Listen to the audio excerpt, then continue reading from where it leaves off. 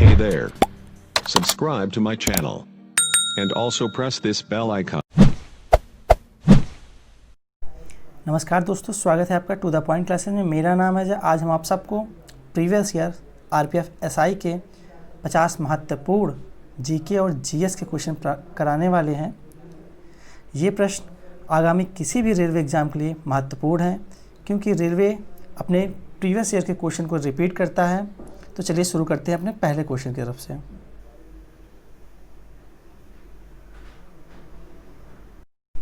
तो चलते अपने पहले क्वेश्चन की ओर। आज का पहला क्वेश्चन है, संसद के किसी सत्र के सत्रावसान और अगले सत्र के प्रारंभ के बीच का समयांतराल क्या कहलाता है? तो इसका सही जवाब होगा ऑप्शन डी, विश्रांति कहलाता है। संसद में 3 सत्र होते हैं। पहला मानसून सत्र, दूसरा बजट सत्र, तीसरा शीतकालीन सत्र। चलते हैं अपने अगले क्वेश्चन की ओर। आज का अगला प्रश्न है, संयुक्त राज्य अमेरिका और यूरोप के बाहर ओलंपिक खेल की पहली बार किस स्थान पर हुआ था? तो इसका सही जवाब होगा ऑप्शन बी, मेलबर्न में।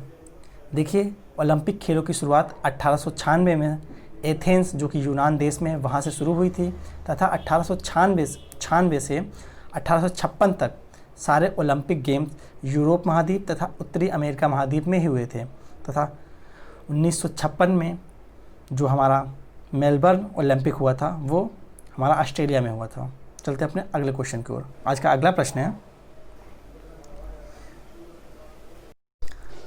प्रश्न है, भारत की जनगणना कितने वर्ष के अंतराल पर की जाती है? तो इसका सही जवाब होगा ऑप्शन बी, 10 वर्ष के अंतराल पर।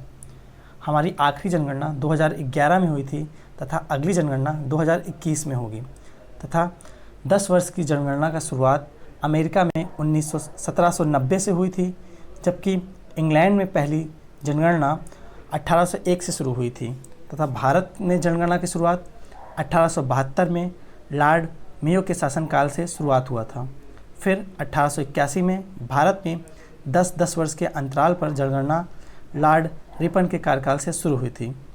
स्वतंत्र भारत की यह 7वीं जनगणना है, 2011 वाली। अगली जो 2021 में होगी, ये जनगणना हमारी 8वीं जनगणना कहलाएगी। चलते हैं अपने अगले क्वेश्चन की ओर।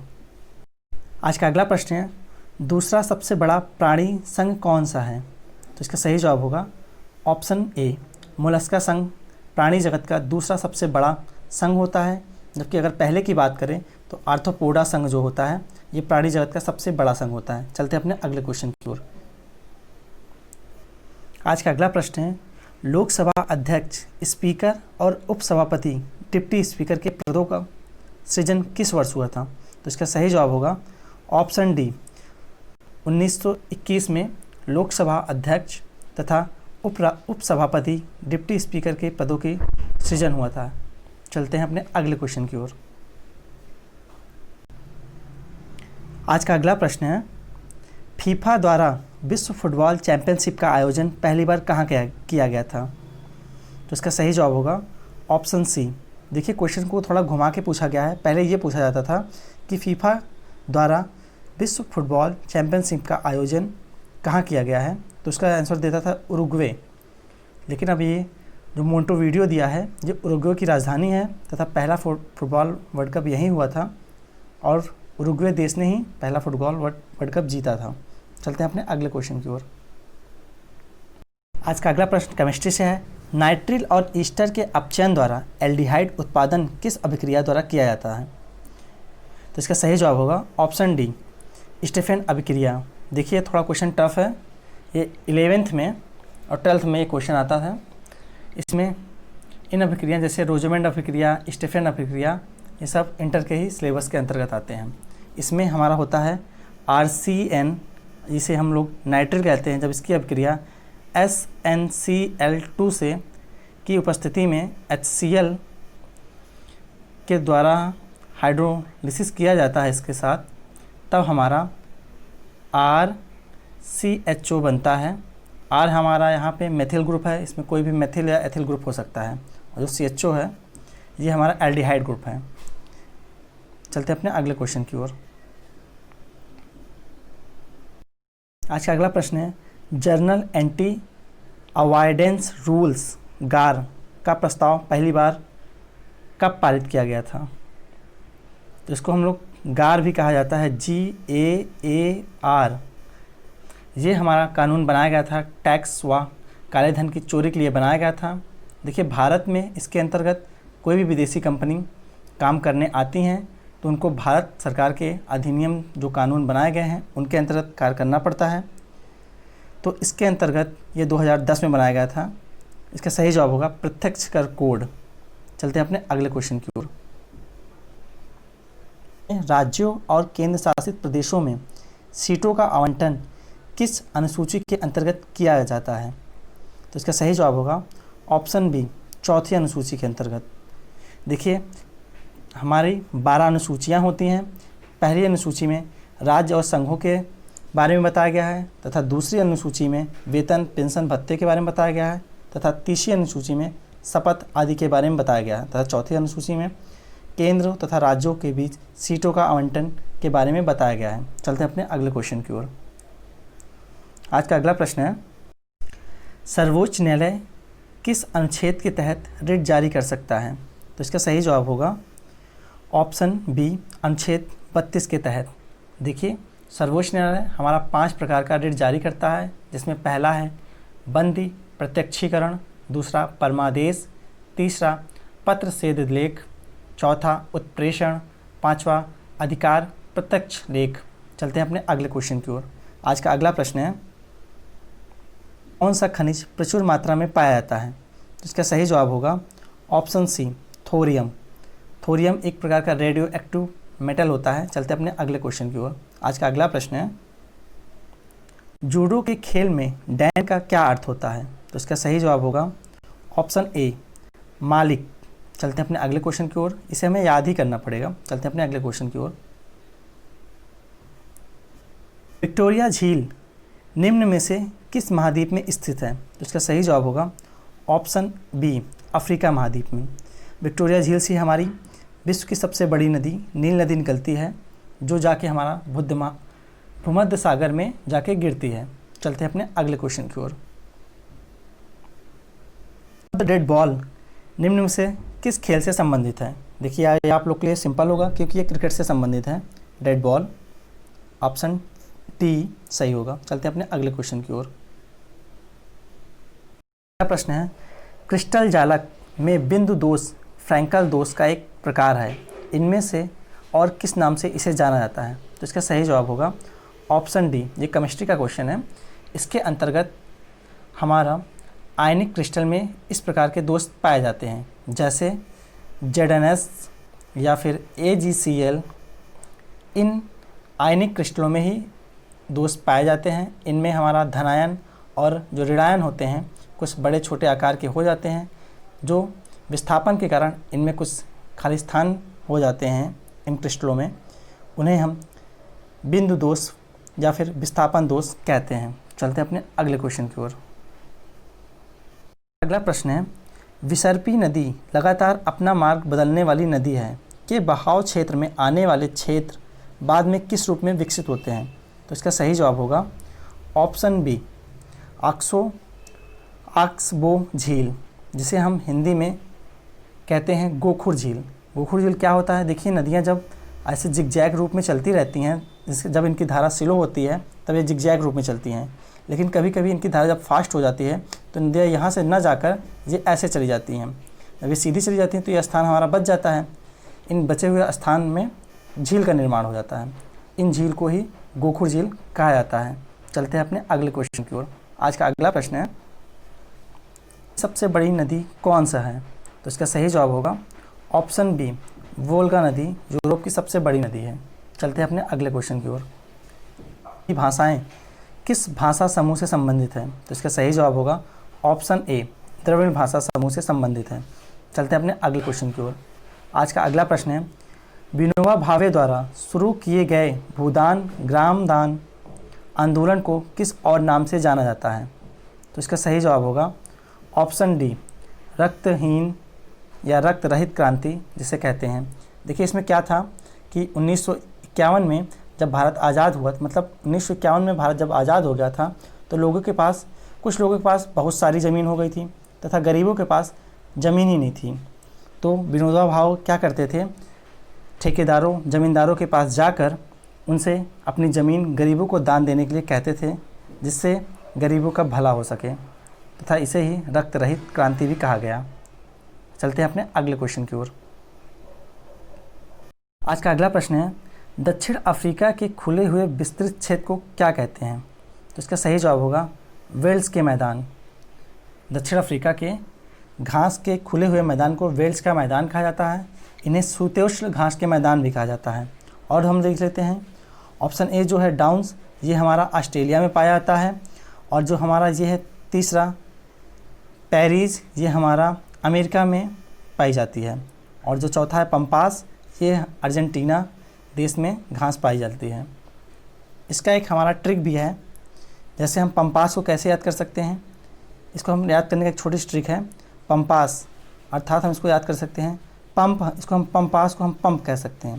पंप अर्थात हम जब कभी अर्जेंट पड़ता है तो हम लोग पंप चलाते हैं ना, तो अर्जेंट से हो गया हमारा अर्जेंटीना। और पैरीज, पैरीज से हम लोग याद कर सकते हैं मेरी प्यारीज, इसको प्यारी कर सकते हैं, मेरी प्यारी बिंदु। मेरीज अमेरिका हो गया और पेरिस से पेरिस हो गया। और डाउन से, डाउन्स को याद करने का तरीका है, इसका हम लोग लेते हैं ऐसे ट्रे लिया और डांस किया। ऐसे ट्रे लिया मतलब ऑस्ट्रेलिया, और डांस किया मतलब डाउन्स घास के मैदान। चलते हैं अपने अगले क्वेश्चन की ओर। हमें परिवर्तन को समयांतराल से विभाजित करने पर प्राप्त परिवर्तन क्या कहलाता है? तो इसका सही जवाब होगा ऑप्शन बी औसत त्वरण। क्या कहना चाहता है, डेल्टा वी बटे टी, अर्थात वेग में हुए परिवर्तन को समय से अगर भाग दिया जाए तो उसे औसत त्वरण कहते हैं। चलते हैं अपने अगले क्वेश्चन की ओर।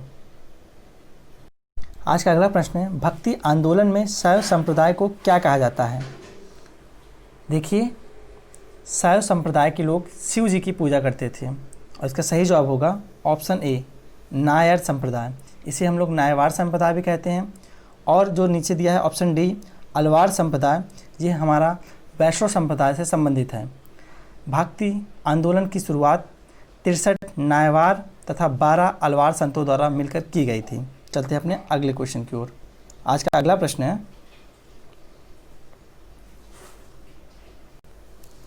प्रसिद्ध पुस्तक किताब उल हिंद की रचना किसने की थी? इसका सही जवाब होगा ऑप्शन ए अल बरूनी। अल बरूनी की पुस्तक किताब उल हिंद की रचना अल बरूनी ने की थी। ये भारत की खोज नामक किताब का फारसी अनुवाद है। हमें 4 कवियों का नाम याद रखना होगा, जैसे अल बरूनी, फिरदौसी, उदवी, फारूकी, ये सभी महमूद गजनवी के शासनकाल में आए थे। चलते हैं अपने अगले क्वेश्चन की ओर। आज का अगला प्रश्न है, इबेरिया प्रायद्वीप का एक अंग है, तो इसका सही जवाब होगा ऑप्शन डी स्पेन जो है इबेरिया प्रायद्वीप का ही अंग है। इसमें यूरोप के दक्षिण पश्चिम में स्थित प्रायद्वीप इबेरिया प्रायद्वीप को ही कहा जाता है। ये स्पेन का ही एक भाग है। चलते अपने अगले क्वेश्चन की ओर।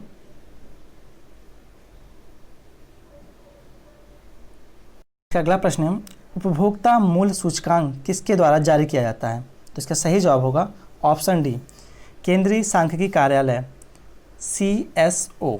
चलते हैं अपने अगले क्वेश्चन की ओर। आज का अगला प्रश्न है, पास्कल के नियम पर आधारित है, जिसका सही जवाब होगा option B hydraulic lift. Pascal नियम दाब पर आधारित है, इसलिए हाइड्रोलिक लिफ्ट पर यह नियम लागू होता है। चलते अपने अगले क्वेश्चन की ओर। सैनिक कानून भारतीय संविधान के किस अनुच्छेद के अंतर्गत संरक्षित है? तो इसका सही जवाब होगा अनुच्छेद 34 के अंतर्गत सैनिक कानून भारतीय संविधान के अनुच्छेद में संरक्षित है। चलते हैं अपने अगले क्वेश्चन की ओर। खेलों में से कौन सी कूदने की प्रतियोगिता नहीं है? तो इसका सही जवाब होगा ऑप्शन सी लघु दौड़। ये हमारा चलने की प्रक्रिया है, ना कि कूदने की। पहला जो कि हमारा है पोलो वाल्ट, इसमें क्या होता है, एक पोल होता है, उस पर रस्सी होती है, जो जंपर होता है उसको कूदना होता है। और दूसरा जो बाधा दौड़ है, इसमें हमारा दौड़ते दौड़ते बीच बीच में बाधा लगी होती है, उसे कूद कूद के डाकना होता है। और तैराकी तो आप लोग जानते ही हैं, उसको ऊपर से एक प्लेन होता है, उस पर चढ़ के कूदते हैं पानी में तभी तैराकी करते हैं। चलते हैं अपने अगले क्वेश्चन की ओर। आज का अगला प्रश्न है, टेबल टेनिस के खेल से निम्नलिखित कौन सा संबंधित नहीं है? तो इसका सही जवाब होगा ऑप्शन बी, टी जो हमारा गोल्फ खेल से संबंधित होता है, जिस पे टी ये क्या होता है, एक ऐसा होता है इसी के ऊपर एक गेंद रखी जाती है जिसको हम लोग डंडे से मारते हैं, वो हमारा गोल्फ खेल से संबंधित है। बाकी स्पिन, ग्रिप, स्ट्रोक ये सब टेबल टेनिस खेल से संबंधित है। चलते अपने अगले क्वेश्चन की ओर। आज का अगला प्रश्न है, थोक मूल्य सूचकांक WPI किसके द्वारा प्रकाशित किया जाता है? तो इसका सही जवाब होगा ऑप्शन ए, वित्तीय सलाहकार कार्यालय के द्वारा यह प्रकाशित किया जाता है। चलते हैं अपने अगले क्वेश्चन की ओर। आज का अगला प्रश्न है, नीति निर्देशक सिद्धांतों का लक्षण किस प्रकार से जनतंत्र की स्थापना करता है? तो इसका सही जवाब होगा ऑप्शन डी, सामाजिक एवं आर्थिक जनतंत्र की स्थापित करना है। ये सिद्धांत समाज के कल्याण के लिए होता है तथा संविधान में नीति निर्देशक सिद्धांत आयरलैंड देश से लिया गया है। चलते हैं अपने अगले क्वेश्चन की ओर। इनमें से भारत के किन 2 राज्यों में भूतापीय ऊर्जा से संबंधित प्रयोगात्मक परियोजनाएं स्थापित की गई हैं? तो इसका सही जवाब होगा ऑप्शन डी, हिमाचल प्रदेश एवं जम्मू कश्मीर। चलते हैं अपने अगले क्वेश्चन की ओर। आज का अगला प्रश्न है, घोड़े को दागने की प्रथा निम्न में से किसके द्वारा की गई थी? तो इसका सही जवाब होगा ऑप्शन डी, अलाउद्दीन खिलजी के द्वारा। अलाउद्दीन खिलजी के द्वारा घोड़े की दागने की प्रथा तथा सैनिकों की हुलिया लिखने की प्रथा अलाउद्दीन खिलजी के द्वारा ही प्रारंभ की गई थी। चलते हैं अपने अगले क्वेश्चन की ओर।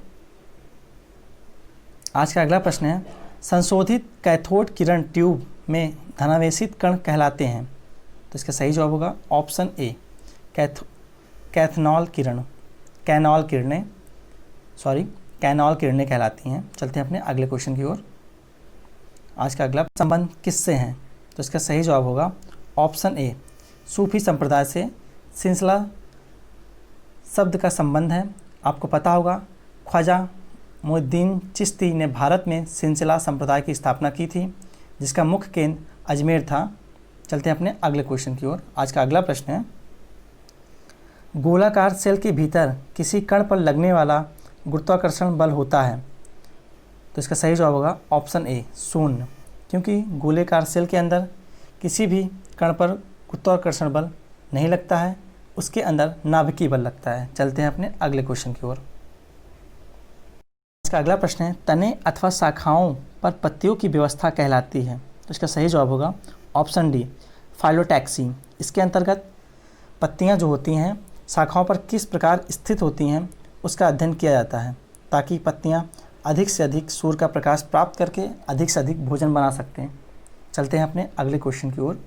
आज का अगला प्रश्न है, मद्रास और बॉम्बे का विकेंद्रीकरण किस अधिनियम के द्वारा किया गया?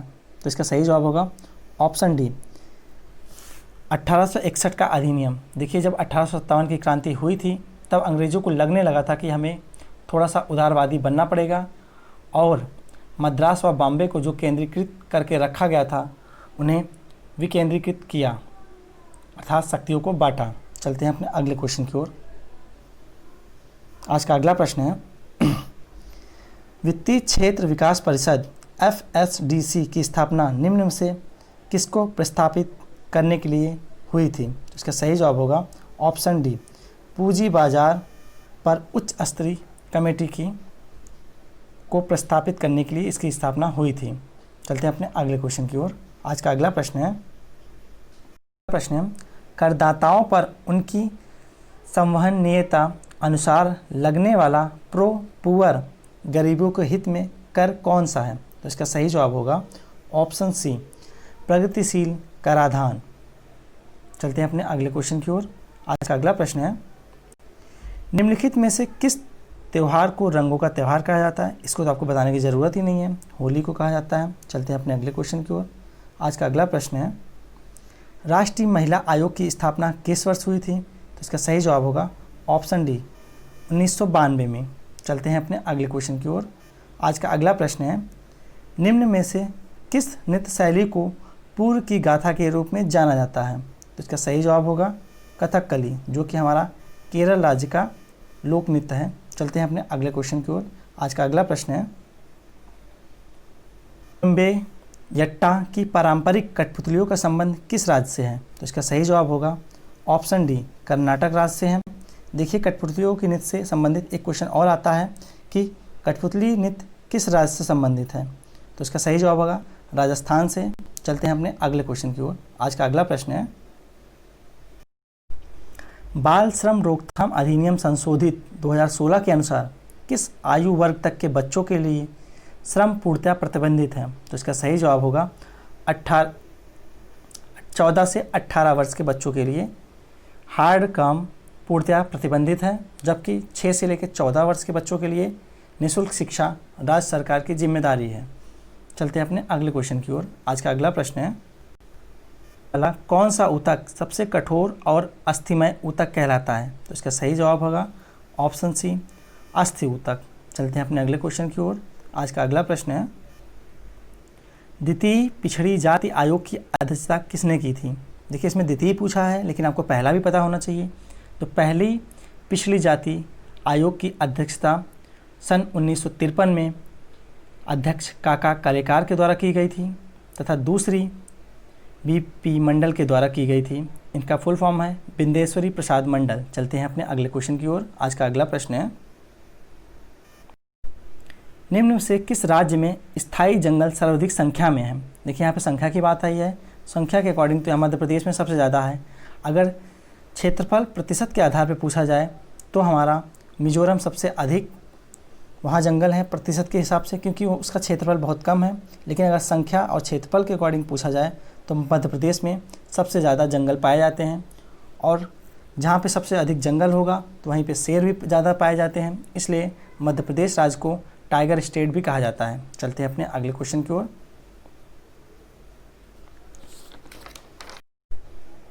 आज का अगला प्रश्न है, बहमनी राज्य किसके शासन में सर्वाधिक शक्तिशाली था? तो इसका सही जवाब होगा ऑप्शन डी, महमूद गवन के शासन में बहमनी राज्य सबसे शक्तिशाली था तथा बहमनी राज्य की स्थापना हसन गंगू ने की थी। चलते हैं अपने अगले क्वेश्चन की ओर।